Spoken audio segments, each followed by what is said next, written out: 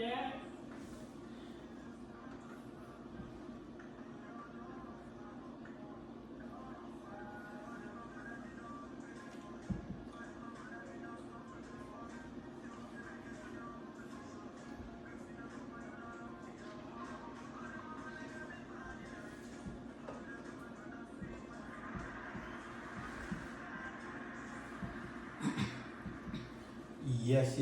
Yes. Another day on the podcast, man. Another day on the podcast. Coming back to you live, man. We in the DMV. And I got a special guest in the building. Very special guest in the building. Not just your ordinary guest. I got my mother in the building, man. My mother is in the building. And we're about to talk some things up. So it'll be rude if I don't pass the podcast for her to introduce herself. So I'll pass it to my mom. Hi, my name is Juliet. I'm here with my son, Andre, with my firstborn son, here to come and spend some time and we have some fun. Definitely, mommy. I think that growing up in Jamaica and just having you as my mother, I think that a lot of parents, migrated to the state and then they have kids in the state. But we all was born in Jamaica, so we kind of, learn the roots and the culture and get to fall in love with, everybody around us. So it's a pleasure being here with you. But this is not about me. This is more about you. So we're gonna ask some questions. I want you to speak up to my audience. So my first question for you is like, how was life growing up for you in Jamaica? It was really rough. Really rough. I remember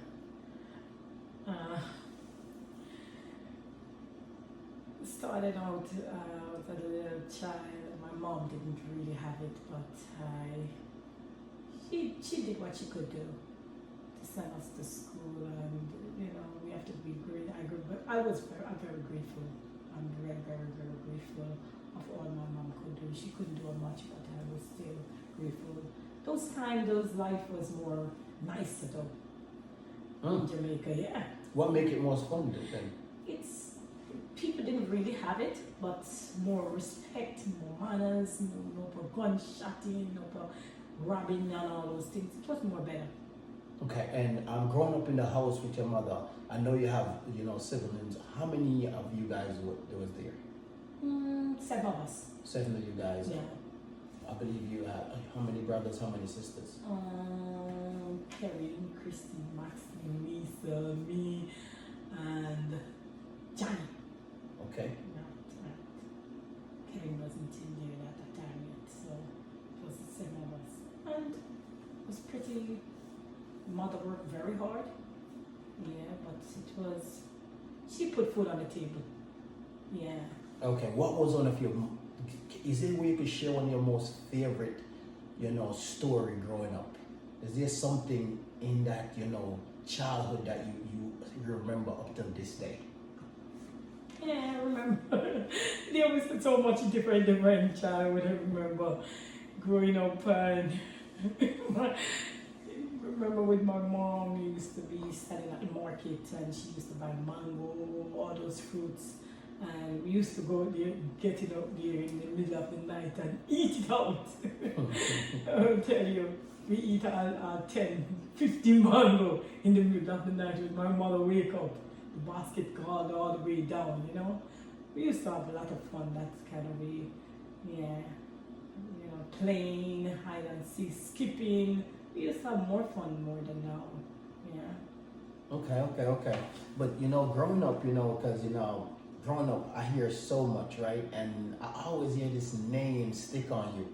And they call you Winery, right? That was your father gave me that name. Why did they call you Winery? Well, I used to dance. I remember once, we used to have once a year, they used to have that Chuck used to come up barbecue. Okay. Yeah, and we used to go up there who can sing and who can dance the most, and I go enter and I dance and they say I whine really good. So he used to call me boy the winery. He loved the winery. Yeah, and I did get a present for it too. I did win, yeah. So it just hold on to me. Say I'm the winery, So are you saying that you was one of the best dancer like in the family? Well, I wouldn't say that, but I enter and I win, and I would say that at that time they say that. But you say you still continue on later on and perform in different Yeah, contests. yes. I go with another contest with me and Maurice together and a boat. And they say all who must go up and then it has a dancing contest. And I win again. I go most places, I win hotels and I win, yeah, so. Where do you get that confidence from? Because I feel like you have the confidence to, you just get up and say, I want to do this, I'm going to do this. And Well, all these years, my mother, she pushed and said she's gonna do it, and do what she have to do, and I say I'm gonna do, and when I say I'm gonna try something, and I'm gonna do it, and I did, and I do it, and that's it. what is one of your biggest struggles that you feel like you faced growing up as a child?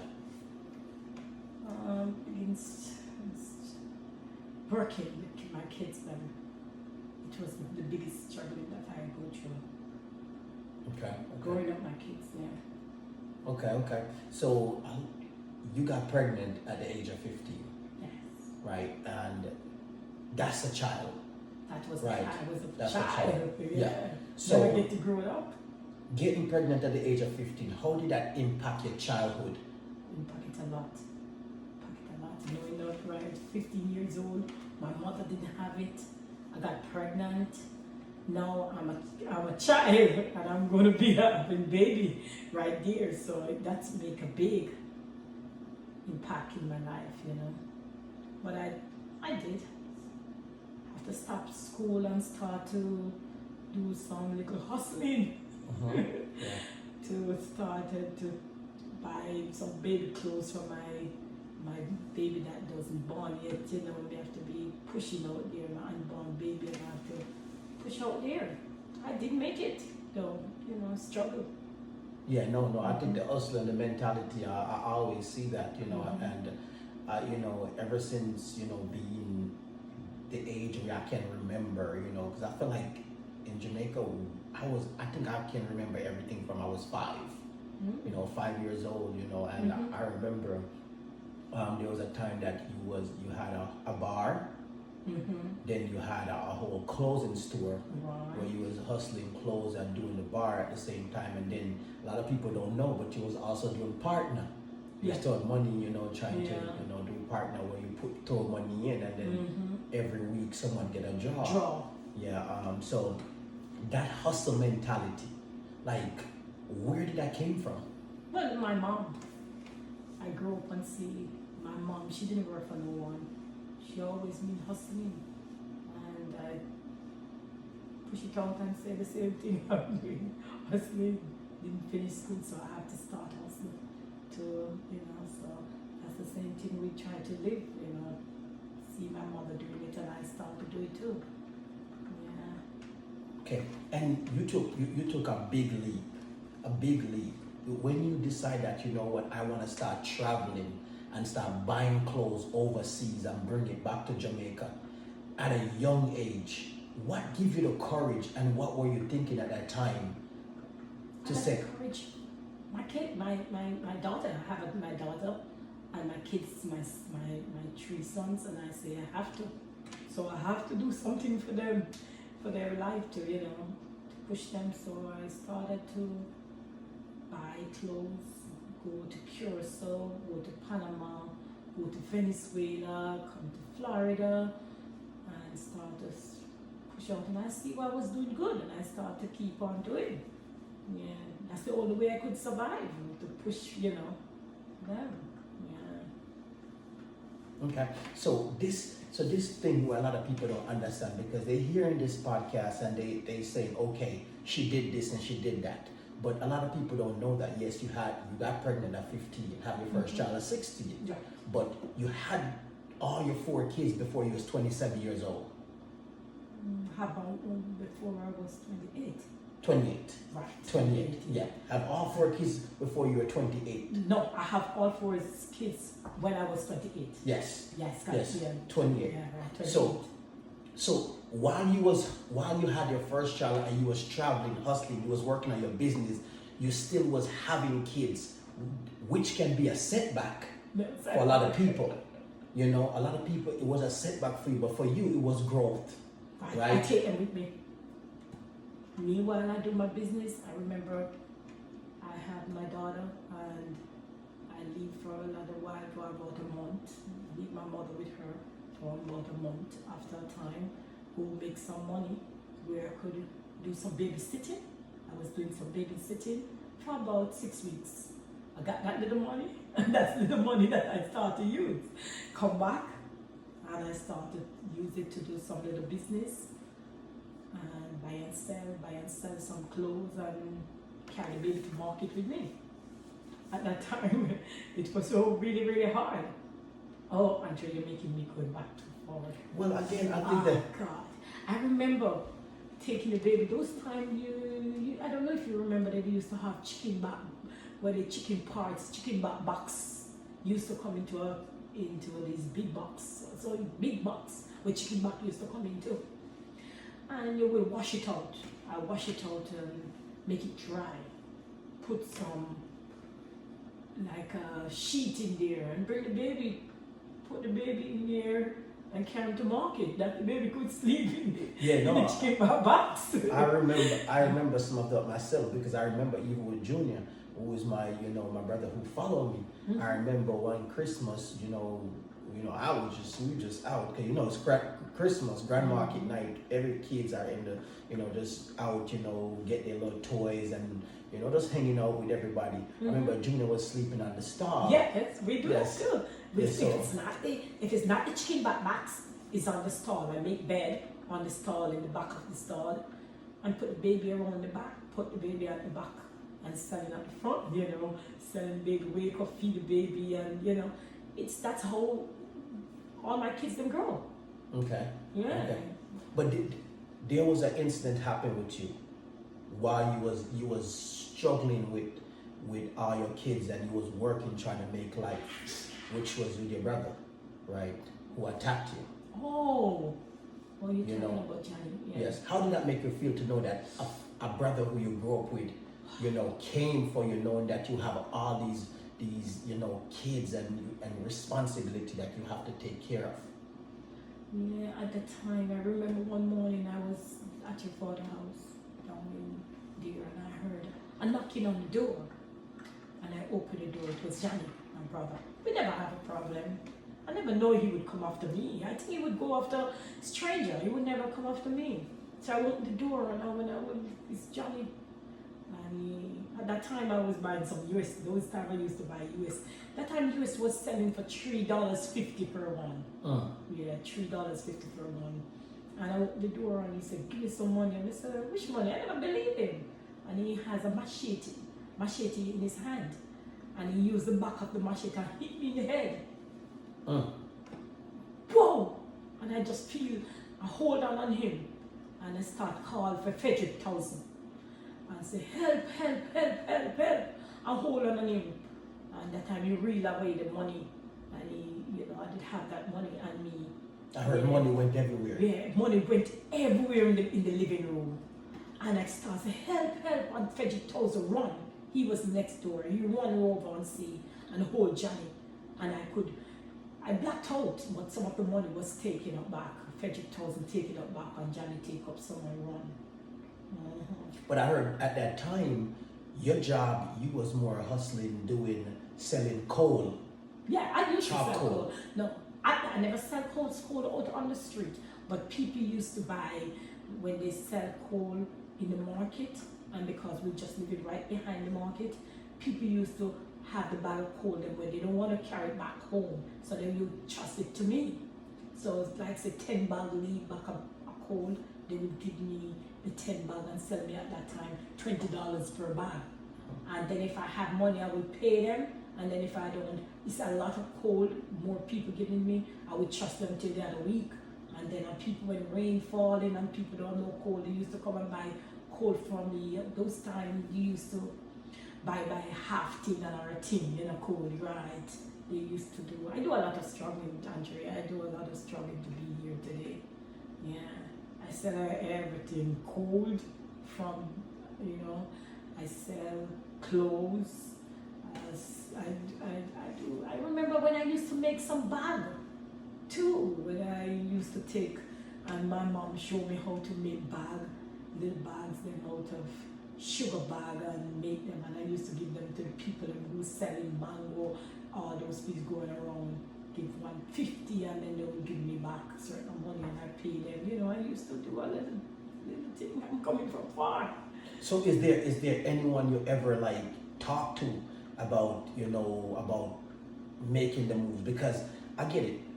Grandma was definitely, you know, in the street hustling, trying to make life, but she never made the leap that you did, you know, to make a leap to go overseas.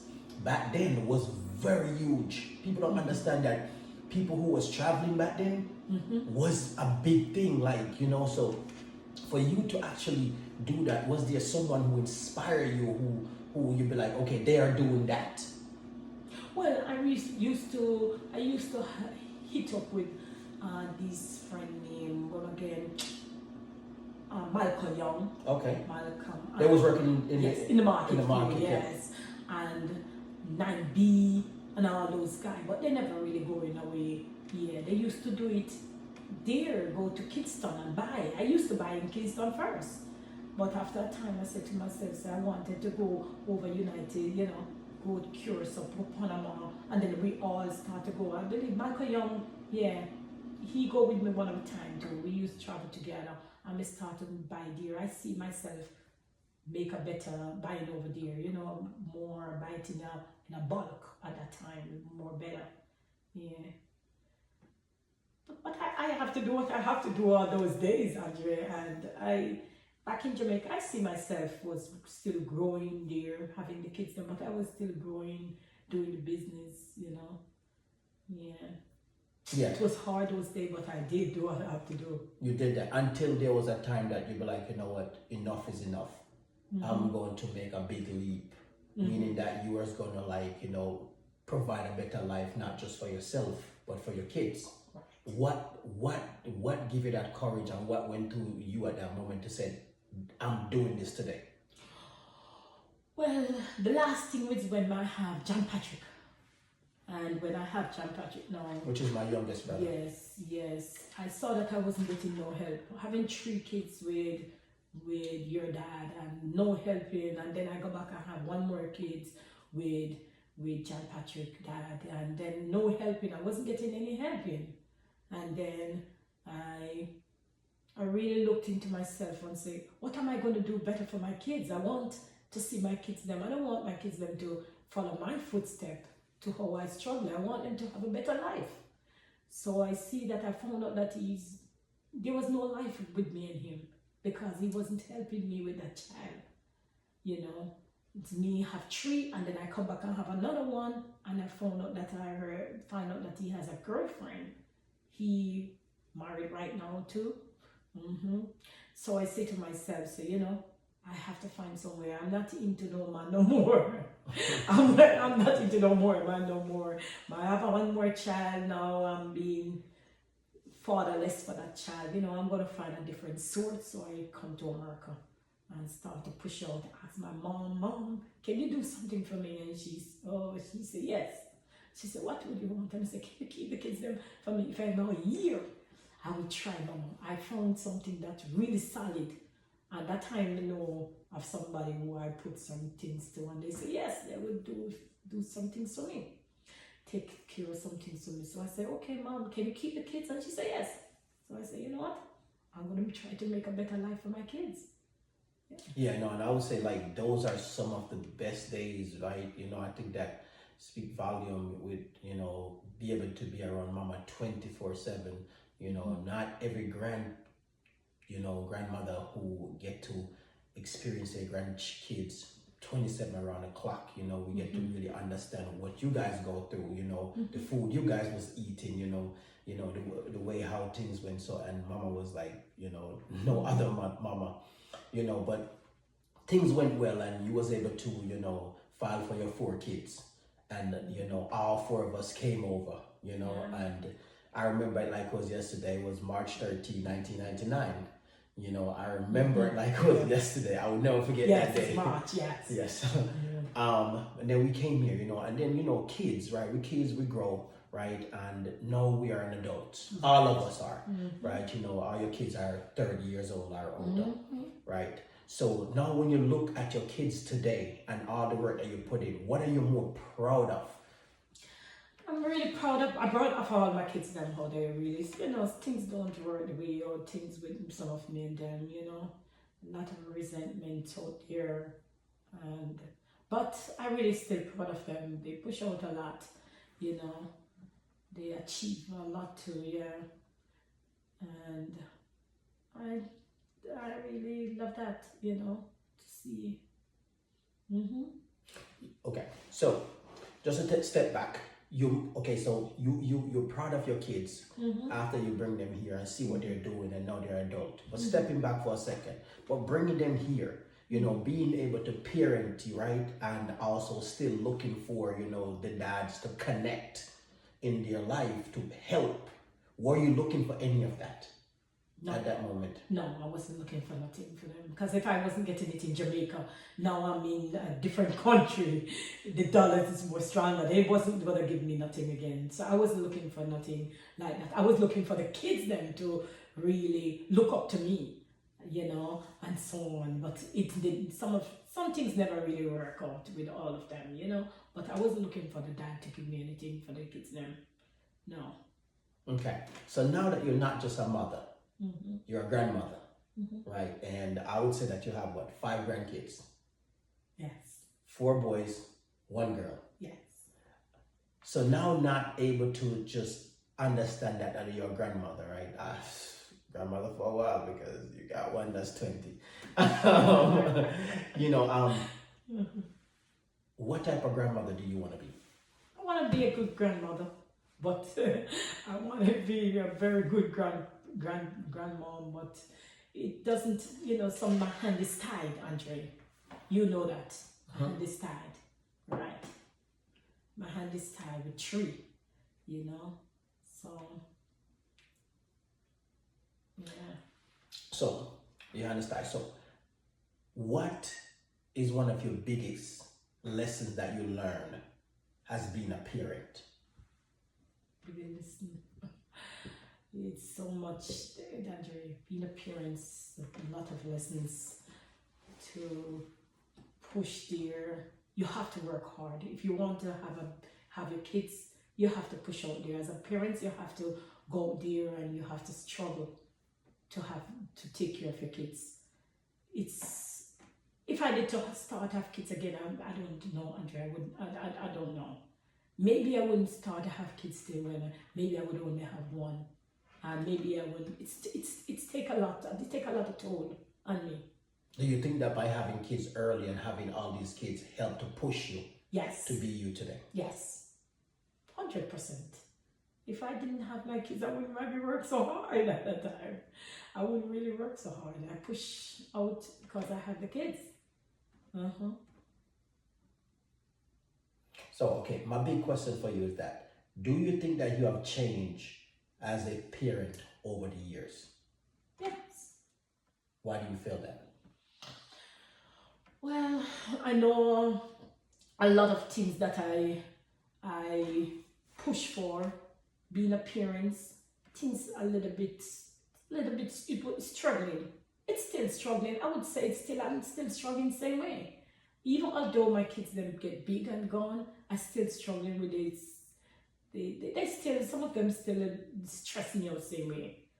You know, they always, I didn't do this, you didn't do this, you didn't do this. Even last time I really speak with one of my son, and the first thing I call him, hi, I found out that you're sick and I'm sorry to hear. The first thing he's gonna say, oh yes, Yes, he remember walking to school. Oh, he remember walking to school. He never sleep on we never make him sleep on the white settee. He remember coming from school sometime, he was hungry. Oh, you never make we do a lot of vacation. Oh, I guess you didn't have more money than mama. It's always been something. It's always been something. You're never grateful for nothing at all. Without a dad. Never been grateful. So it's a little bit struggling still going on in the relationship with So my kids. how do it make you feel to hear these messages from your kids who you have put feel on hurt. everything for? I feel hurt. I really hurt. Really hurt. Put me underneath a big depression. Really hurt. 'Cause after when a mother gonna be trying and fighting so hard to push the kids and to help and give them what you could give them without a father, and then all of a sudden your child still make it through life now, and you're still gonna say, oh, you didn't get, and it really really hurt. It's really hurt. Yeah, it's really hurt, Andre. Okay. So even through all that, but while raising your kids and still trying to purchase your first home, right? And we'll touch on the first home situation, but while still trying to do that, because I remember they purchased the first home in 2001. Yes, Okay. we find it together. Yes, but let's step back from that. This is going to be a big one. So in 2000, you got the call. Your mother is no longer here. Oh God. Like, how did that make you feel when even though you understand that she was going through maybe a issue, but you at the age of 55, Wow. right? Very young, very young. Yeah. Like how did you feel? Well, when I first heard that you were sick, and by time I said, okay, I'm gonna be coming down, and by time we get down, I reached to the airport, renting a rent car.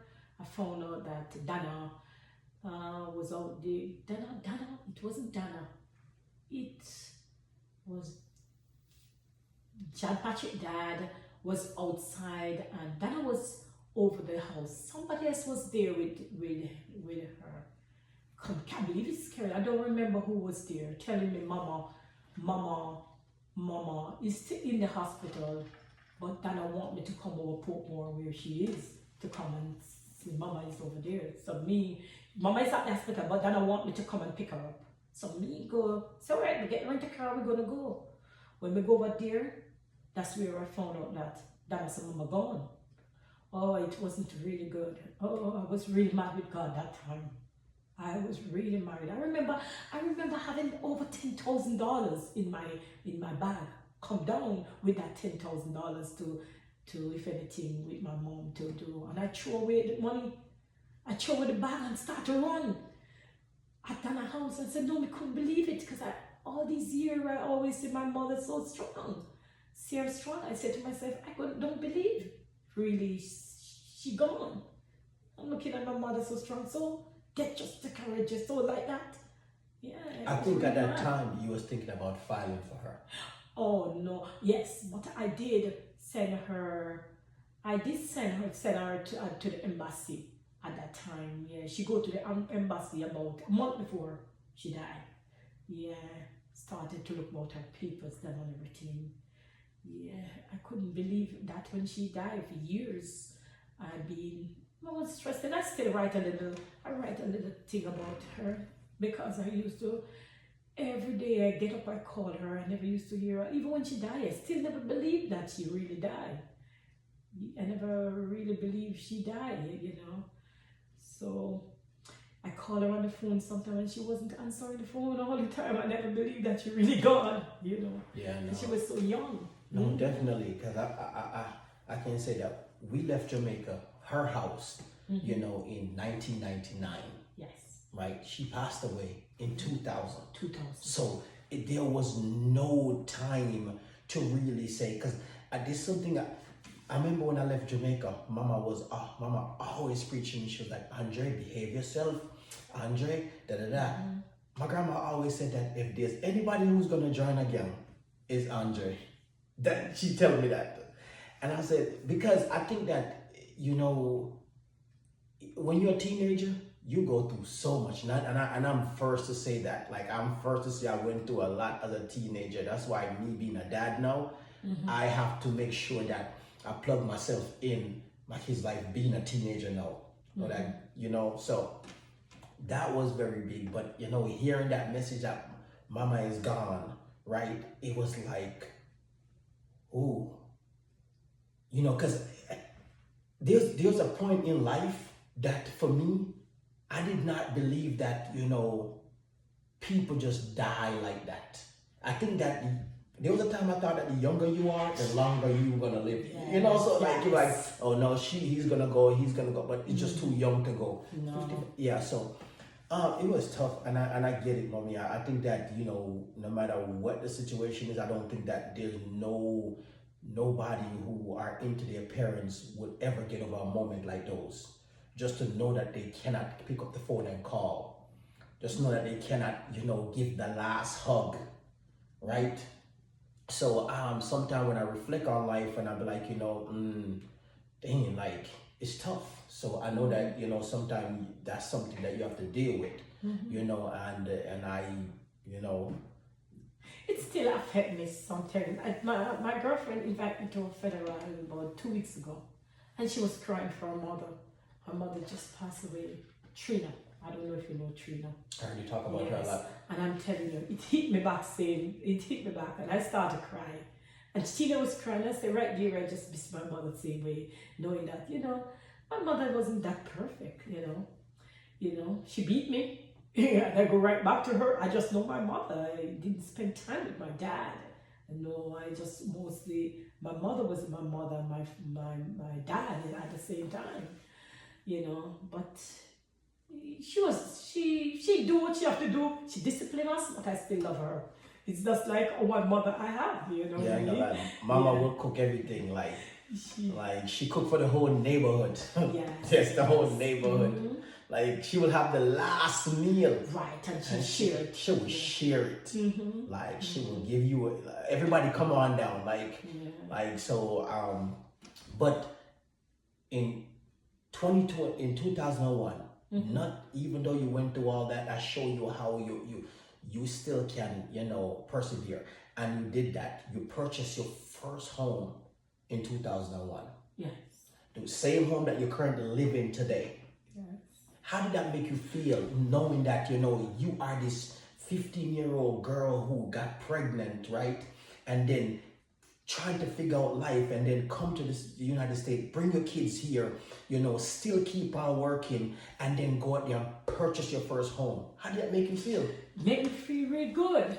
And, you know, I'm really, really proud of, I have to proud of myself first. And I did proud of myself to know that I really push for what I want, and I'm getting, I got what I want to make my kids them have a home, you know what I mean? And I really did feel good about that, you know. I still feel, really right now, I'm being struggling right now because I'm supposed to be leaving that home, you know, to get another home, you know. Since me and Maurice got married, we wanted to get, but it's like that home is like, I don't know what in here. It's the first home, I don't want to leave it, you know. Yeah, but it was a struggle, and I did it, Andrea. I did it. I'm really proud of myself, you know. Yeah, it's from, I know where I'm coming from. I'm coming from nothing. Yeah. My mother didn't have it to give me. No, she didn't. Oh, couldn't afford to buy Pampers. No. No, I have to get those. I think it was very nappy. Yeah, and plow bag, and to wash them, and to, you know, wash them out, and to do what I have to do with those, bleach them out, and each time when you pee, just imagine, you know, me carrying it to the market, even you too. I take you to the market and put you on the stop to sleep, same way. No, mommy, I didn't pee, I didn't do none of those type of things. Yeah. I was one of those perfect kids. And I have to wipe it, put it in plastic bag, tie it up and carry it home to wash it, you know what I mean? Wash out all those poo and put it back on the line with a little bleach, and come back out with my kids and bring them porridge. You know, I have to do what I, you know. It was struggling, it was hard. And that's why I make it really hurt me to see, certain things, go through, nothing I want, but it was hard, but I did it. I have to. I have to. I wouldn't leave it in and end up. You know what? I don't believe in leaving my kids neither with. I leave it with my mom for the little time that I will come back for them, but I would never really leave my kids and give them away otherwise to their dad and leave and live here without my kids. I would not. If life wasn't gonna be good here, I was gonna go back home. If I never really got to do what I have to do, I would come back home. I couldn't see myself leave my kids there in Jamaica and I living here and my kids are not living here with me. I didn't even have a boyfriend. You must know life. I mean that I'm really pushing for what I want. I never have a boyfriend. I didn't want any boyfriend. You know, Mommy, I think the first time I saw a picture, of you, in the state, and there's a picture of you kissing this man, right? It was, when you got married. Oh, that nice. Yeah. Oh, okay. Yeah. Okay. I guess you sent that picture to Jamaica. And that's when picture was really popular then. When you have like a picture, and I was like, oh shoot, look at mom. But then it was just thinking, I'm like, I never got introduced to this guy before. Like you never got introduced to this guy, so you kind of it's just questions, right? Yeah. Question. See, like with Maurice, like, okay, we got introduced to Maurice, so we kind of experienced that. Like, like you just know that your mom is away and there's she come home or she send these things and as long as you these things are coming, because back then it's like we want all the little American things back then, like the little shoes, the clothes, whatever. It was exciting. The barrel come, we all trying to see what's in the barrel for us, right? But those things are great, those things are great. But for you, you still travel, you still continue your journey. You continue on to put yourself through school. You've been working in the medical field for years, right? Now you are not just a homeowner. You also open up doors for people to rent home from you now. Yeah. How do you feel when you look at that now? You have went through from working in a clothing store to have your bar to now purchase your first home to be in the medical field to now renting people home. Well, yeah, I feel really good because it's not only renting. I buy and fix them and flip them too, and do lands. Sell lands and do rental. Biggest thing is rental right now too, because sometimes you get a flip and you fix it and go, but the rental is the one that's going. I'm really proud that when people call me and knowing that how far I'm going, and I can say, okay, I get a 3-bedroom for you. Don't worry, I get a 2-bedroom for you, and put someone to live, and know what is what. It started from little Andre, but I push. And then because of you, all my 4 kids, why I pushed so much, I didn't want them to really go through the same life that I want. I want them to go and get a better life than me, Although one of my sons take it and tell me, to let me know that he never finished school. We never finished school. He's not there, So yes, that's it, So I want him to go higher than me, But he's take it and tell me now. Yes, so that's it. And that's life. You always want your kids to be a better version of you. Yes. Whatever you do, you always want it to be a better version of what you do. Because the one of the biggest accomplishment to me is to know that we are raising our kids to be the best version of themselves. Like when you pick up the phone and you hear your child on the other line, and he's healthy and he's doing things that he loves to do, and he's bringing himself happy, but also whatever family you have happy, and knowing that you can just sit down, and that's what life is about, happiness. Because just like that, time fly. It fly, so with this question I have for you, so at what point do you see yourself calling your independent job quits and you just start living off what you have accomplished? I would say when I'm about 62 years old. Okay. Yeah, 62, I wanted to stop work out there and just, yeah, spend some time in my business. Yeah, 62. Okay. Okay. A year from now, a year and a couple of days, you're gonna be 60 years old, right? Right. So probably about 13 months. Let's go with 13 months. Mm-hmm. What would you want to do for your 60th? Well, for my 68th, I want to do something before my 60th, but that's what I tell you about that property down in Jamaica, Yes. right? And then my 60, maybe I want to go to have a little get together, maybe, and then from there I flew away and spend some time. Yeah, I wanted to go to Hawaii or I'll find somewhere go to spend my 60th and come back. Yeah, if God spare my life and I reach 60. No, it's gonna happen, Mom. It's gonna happen. It's You gonna know, happen. you know, just Yeah. stay. The thing about life is that stay positive and just keep on, giving to the things I give to you, which is the engine, which is your body. Right. Don't neglect that. I think that's very important. And you know what, Andre, not only that, I'm proud of you. I'm proud of you as a father. I'm proud of you. You really did so much with your two kids. I'm really proud of you. It's not everyone really, because I never get it. I never get it. And a father never give me, open up my eyes and help me out with my kids. I'm not the only one struggling with my whole 4 kids. And seeing you with Jason Ava, you're a very good father.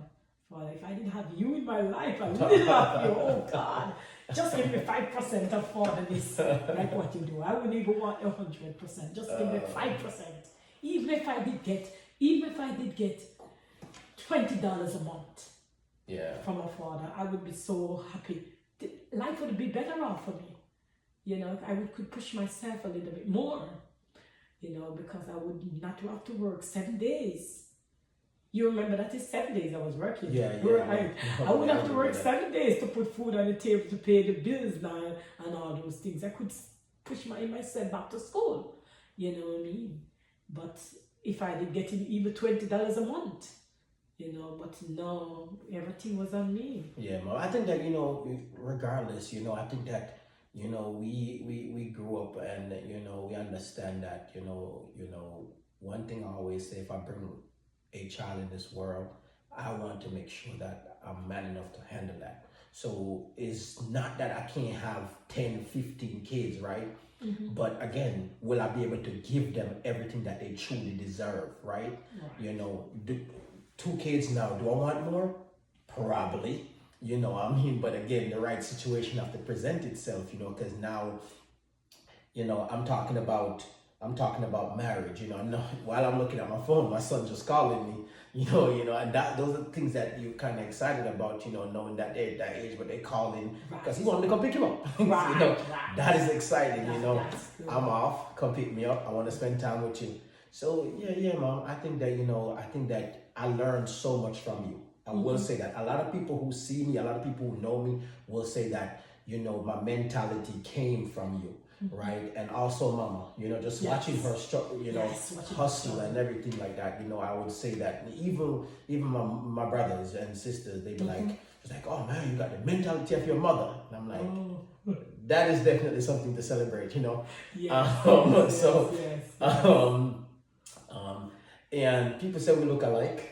Go People say we look alike, So well, what I'm gonna say, you're my mom. Right? Yeah. Who am I supposed to look like? Yeah, I'm happy to have you as my son, my firstborn son. And I'm proud of you being a dad and telling you you're doing a good job. Keep it up, Andre. Yeah. What message do you have for young ladies who are faced with the same situation you have back then to where you currently are? What message do you have for them? All they has to do is work hard. Push out there and work. Even if it's a little, just push out there. Every little count and just go there and work. Work hard. If you have to work night and day, you have to do what you have to do to put food on the table for the kids. You have to do that. You have to do what you have to do. Yeah, but you know, it's definitely a pleasure, you know, to have you on the podcast, you know, Yeah. to, you know, talk to you and just be able to connect with you because again, these are good conversation, you know, you allow you to really talk about where you're coming from. You allow you really to really express yourself and me also, you know, I think that, you know, these things right here get passed on to the grandkids and you know the generation to come. Right. Yeah, so I don't want to hold too much, but we out.